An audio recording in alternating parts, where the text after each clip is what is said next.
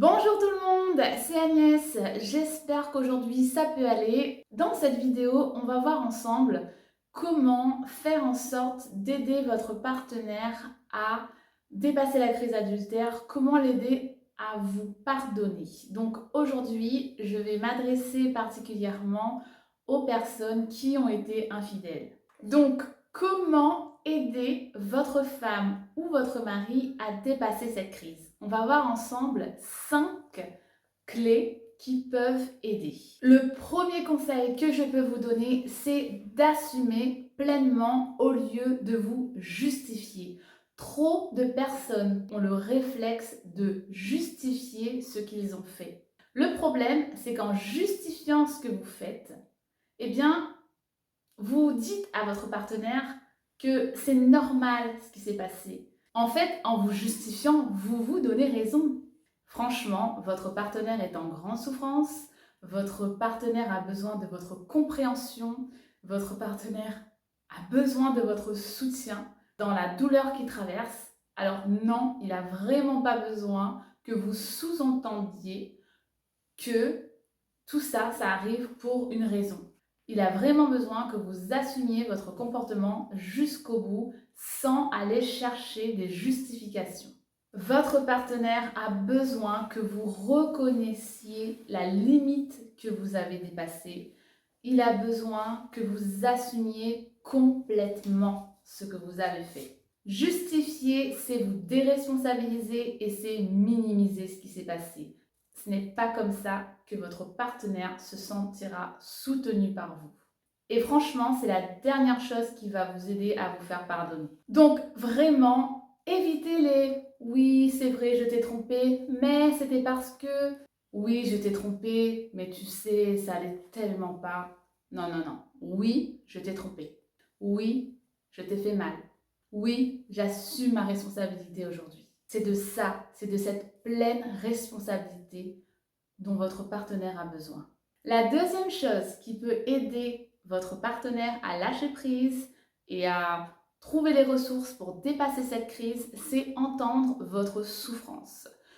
Si vous souffrez, n'hésitez pas à le partager. Alors oui, vous allez peut-être avoir du mal à le faire, vous allez avoir du mal à ramener votre souffrance parce que vous pensez certainement que votre partenaire souffre plus que vous.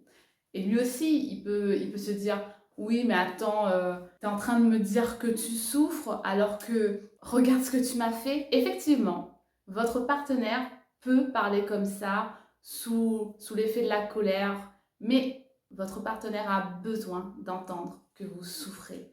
Il a besoin de savoir ce que vous ressentez au quotidien.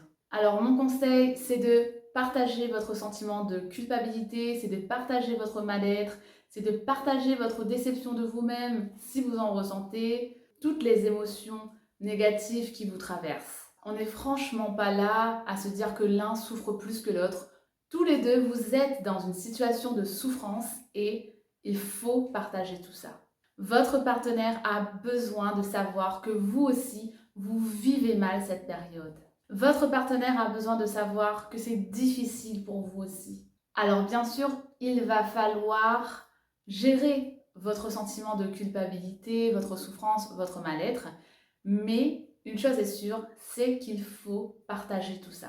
Troisième chose, votre partenaire a besoin de se sentir pleinement soutenu par vous. Votre femme ou votre mari a besoin de se sentir pleinement compris et entendu par rapport à ce qu'il ressent aujourd'hui ou par rapport à ce qu'elle ressent aujourd'hui.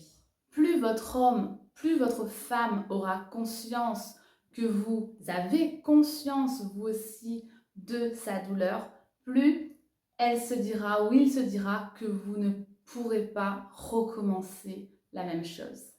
Donc, vous l'avez compris, votre partenaire a besoin de votre plus grand soutien aujourd'hui et ça va demander chez vous de savoir pleinement écouter votre partenaire. En fait, se sentir soutenu par vous, c'est quoi? Elle va vraiment sentir que vous savez ce qu'elle ressent. Et vraiment, vous allez à ce moment-là être un puissant soutien. Et puis, c'est vous qui l'avez trompé. Du coup, c'est tout à fait normal que vous lui proposez le meilleur soutien possible. Quatrième conseil, affirmez-vous, vous n'êtes pas un salaud. Effectivement, votre partenaire est dans une telle désillusion, une telle colère, une telle déception qu'elle ne va pas hésiter. En tout cas, ça va être plus fort qu'elle. Elle va vous juger, vous critiquer, elle va avoir des paroles très difficiles envers vous et envers la situation. Elle va être très dure. Elle va vous partager une image de vous très négative qu'elle a en ce moment, une image de vous qui s'est déméliorée dans son esprit.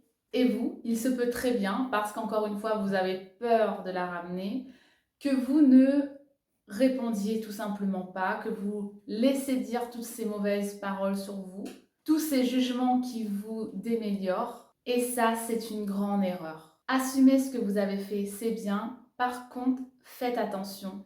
N'acceptez pas cette image définitive du salaud que votre partenaire place en vous. N'acceptez pas d'être la mauvaise personne que l'autre décrit de vous. Bien sûr, votre partenaire a le droit d'avoir son avis aujourd'hui, mais n'oubliez jamais, elle parle surtout sous l'emprise de la colère, de la douleur. Et plus vous allez rester silencieux quand votre femme va dire que vous êtes comme les autres, un infidèle, eh bien, plus vous allez l'aider à rester dans sa souffrance. Parce que quelque part, par votre silence, vous validez que c'est vrai. Pour pouvoir vous refaire confiance, votre partenaire a besoin que vous-même vous fassiez confiance. Pour pouvoir croire en vous à nouveau, votre partenaire a besoin que vous-même vous croyiez en la bonne personne que vous êtes. Du coup, ne laissez pas votre partenaire détruire l'image de l'homme bien que vous êtes. Parce que vous êtes un homme bien. Ce n'est pas parce que vous avez fait une erreur que vous êtes la pire des ordures. Au contraire, vous allez faire ce qu'il faut pour sauver votre couple et pour l'amener plus loin. Justement, cinquième point qui peut aider à faire en sorte que votre partenaire ait vraiment envie de lâcher prise sur ce qui s'est passé et de dépasser cette crise, c'est de passer à l'action.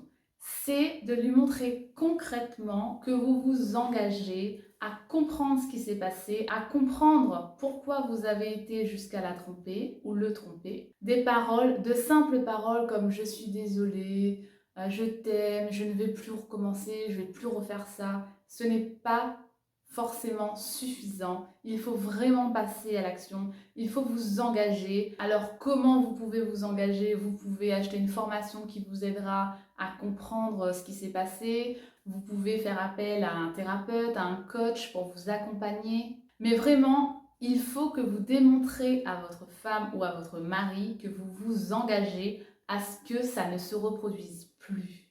Votre mari ou votre femme ne veut plus repasser par cette souffrance. Si vous montrez à votre mari ou à votre femme que vous vous engagez, que vous passez à l'action, que vous vous exécutez à faire en sorte que ça ne se reproduise plus, vous augmentez vraiment les chances que votre partenaire finisse par lâcher prise et décide vraiment de passer à autre chose et d'avancer avec vous. Voilà, c'est la fin de cette vidéo. J'espère qu'elle vous aura apporté des pistes pour réussir à dépasser cette crise adultère. En tant que personne qui a été infidèle, vous faites partie de la solution, donc n'hésitez pas. Faites-vous aider. J'ai vu de nombreux cas de couples qui ont dû faire face à cette crise et qui s'en sont sortis. Mais voilà, il faut aller chercher comment on peut s'en sortir. Il est encore possible de sauver votre famille. Si vous avez des questions, n'hésitez pas à m'écrire. Moi, je vous dis à très bientôt pour une prochaine vidéo. À bientôt!